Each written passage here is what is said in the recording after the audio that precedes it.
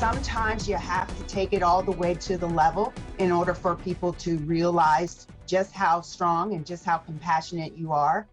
After 3 days on strike, a preliminary agreement between the Columbus Education Association and the Columbus City School District has been reached. We thank you for joining us first at 4. I'm Brad Johansson. I'm Jennifer Bullock. Now that there is an agreement on the table when it comes to the Columbus Education Association and the City School District, what are the next steps for teachers, students, and parents as they wait for the teachers union to vote on it? So we have team coverage. Crew's been following the strike since Sunday. Let's begin with NBC's Karina Chung to explain what's going on. Next steps. Karina, take us through that. Brad, I just want to show you what High Street looks like right now outside Clinton Elementary School. There was picketing for 3 days, and now there's just traffic and traffic noise going on out here. That's because there is an agreement on the table to be voted on by the union. Right now, the union is working on securing a place to hold their mass membership meeting. They have to find a space that will allow for 4,500 people to gather in. Regina Fuentes, a spokesperson for CEA, says today teachers are back to work and are back on the payroll.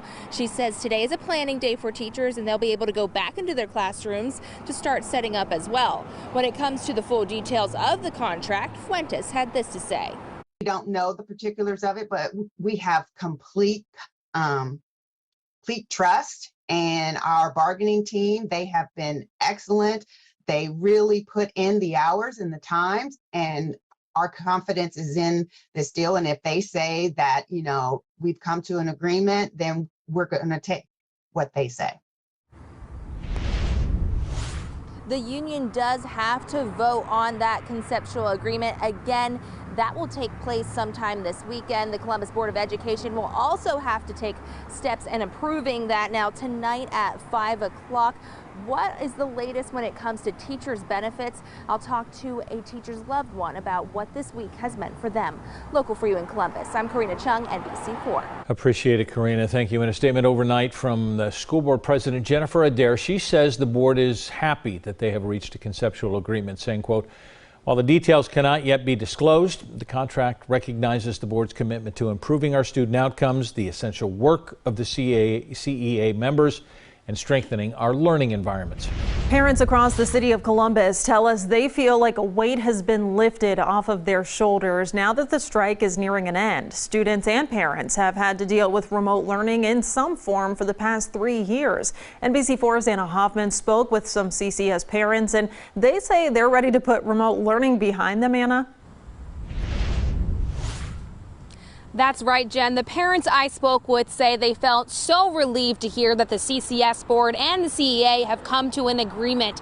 Some parents described remote learning as overwhelming and inconvenient and inconsistent. So, of course, they are excited to get their kids back in the classroom. But most importantly, the parents I spoke with say they are proud of the teachers. They say standing up for what you believe in is important, and it shows the students in Columbus City Schools that you can achieve your goals if you fight for it. Now parents say they are ready to pack up their kids' backpacks and send them off on their first day in the right headspace.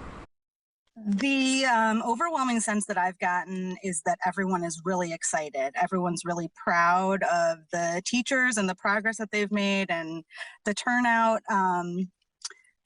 Yeah, it feels good. There's definitely an energy in the air, an excitement from all of the parents that I've interacted with. I think we're all going to be pretty excited to see each other on Monday morning. Most of the parents I spoke with today say they have not been logging their child on for online learning, not only because it is stressful, but also because they didn't want them starting the school year off without their teachers. Local for you in Columbus, I'm Anna Hoffman, NBC4. Anna, thank you. City leaders are calling today a good day now that the CEA and Columbus City School Board have come to that conceptual agreement. Mayor Andrew Ginther speaking to NBC4 today, telling us that he's so happy that both sides have come together to form a partnership throughout this negotiation process. The mayor says that he has been in constant contact with both sides, offering ideas, encouraging them to work this out for the students. He says his job as the mayor was to act as a partner to both sides, as well as make sure the city is investing in education and bettering the next generation.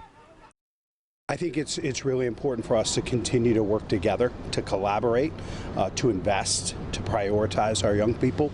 And, we're going to continue to work with the district to figure out how we can best do that. The mayor says the city has already made significant investment in summer youth programming and employment. He says he wants parents to know that the city is dedicated to investing in childhood education because it's what the kids deserve. Even though an apparent deal between the teachers and the schools have been reached, the students are still in remote learning in the second day of classes for the school year. NBC4's Jonathan Jackson spoke with one of those students. How'd they describe their second day, Jonathan? Well, Brad, the students I talked with said it was rather unproductive, and tell me one student even saying that the assignments she received did not benefit her at all. Now, one of those students I talked with was one we actually introduced you to yesterday. Her name was Melina Spiropoulos. She's a senior who's taking classes like pre-calculus this year. She joined teachers outside of Whetstone High School yesterday, and today she logged on for virtual classes and tells me she received assignments on vocabulary. She says besides having to sign in for attendance, she's not at all motivated to do the work and wants to wait until next week when teachers are scheduled to return to the classroom. I would rather be with my teachers learning that than being online given busy work that doesn't apply to me and won't help me grow. And she's not alone in that. Coming up at 5 o'clock, I'm talking with the parent of one local student here in Columbus City Schools who says she's not letting her daughter attend until teachers are back in the classroom. Local for you in Columbus, I'm Jonathan Jackson, NBC4. Jonathan, thank you.